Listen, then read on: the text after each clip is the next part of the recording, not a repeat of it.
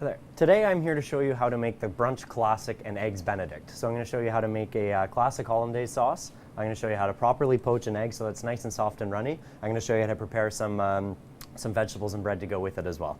So here I have some nice big washed cremini mushrooms, which I'm going to take and just cut into nice big chunks. I want to cut them into about 6 pieces each, nice and evenly, so that they cook evenly and so that on the plate they all look nice and consistent there. So I'm going to start with that, just taking my time, making sure my fingers are out of the way. I'm going to get the mushrooms sliced up and put aside. As I mentioned before, I'm going to be using some spinach as well with this recipe. So what I have here is some nice washed leaves of some baby spinach, which I'm just going to cut down, not very formally or not using any particular size. I'm just going to cut them down so that they cook down faster as well. So I got my nice pile here. I'm just going to bunch them together, being careful not to crush them or to bruise them in any way. But I'm going to pile them so that they're a nice neater pile. And I'm just simply going to take my knife and run it along them one time, about 1/4 inch apart, just so that we kind of have a little bit more to spread a long way. So the vegetable prep is just as easy as that. I'm just going to do that. So next comes the eggs. So the eggs come in 2 forms for this sauce. The first is going to be the yolks. So what I'm going to do is I'm going to gently tap on the shell to crack it open, making sure to keep all the shells out of the way. And I've got a separate bowl here to discard the whites. So I'm just going to carefully pass the egg yolk back and forth between the shells, using the sharp edges to cut away all the different bits of white and making sure that the yolk is the only thing that's left. And I'm going to do that one more time with this second egg. This one I'm showing you a different method. I'm pinching it in between my fingers, pinching off the whites very gently, but also making sure that I'm not squeezing the yolk to the point where it breaks. So I have that, and I'm going to put it aside. Okay, so now that I have my separated egg yolks here, I'm going to transfer them into a room temperature stainless steel bowl.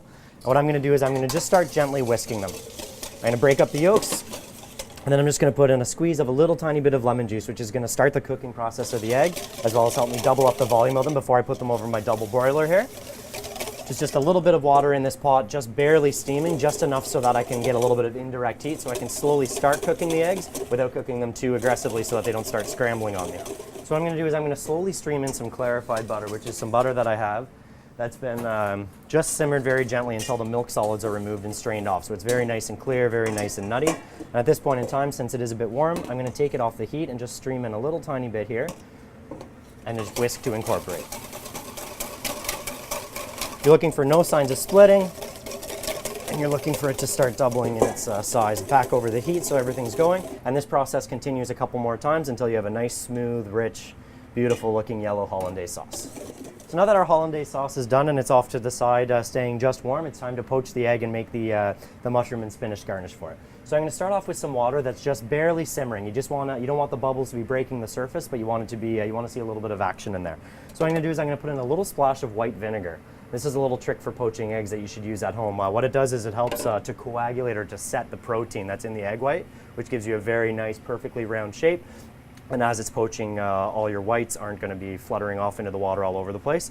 Now, making a little whirlpool here, this is just a little trick that I do for fun, but why not? What it does is it makes a little section in the middle here that when you pour my egg into, it's going to keep it in a nice little tiny clump rather than it having going crazy all over the water. So that's going to take about 2 or 3 minutes to set up. So while that's happening, I'm going to start making my garnish here.